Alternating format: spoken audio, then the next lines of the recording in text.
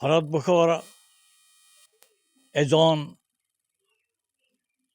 সাংস্কৃতিক বঁটা বিজেতা মোহন ভাৱৰীয়াৰ সুপত্নী সৰস্বতী বৰ্মন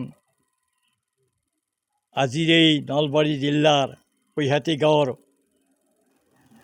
বৰকৈহাটী সত্ৰৰ বাসিন্দা সৰস্বতী বৰ্মন আমাৰ মাজৰ পৰা চিৰদিনৰ কাৰণে বিদায় মাগিলে। এই ক্ষেত্ৰত কৈহাটী তথা সত্ৰবাসী বা এই অঞ্চলৰ ৰাইজে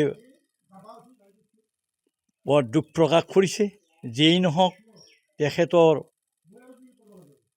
দ্বিতীয় পত্নী সৰস্বতী বৰ্মন আছিল। এই দ্বিতীয় পত্নীৰ ল'ৰা ছোৱালী নাছিল যদিও তেওঁৰ প্ৰথম পত্নীৰ এজনী ছোৱালী আছিল আৰু সেইজনী ছোৱালীয়ে আমাৰ ক্ষেত্ৰী ধৰ্মপুৰ মৌজাৰ হেলাচাৰ বিয়া দিছিলে।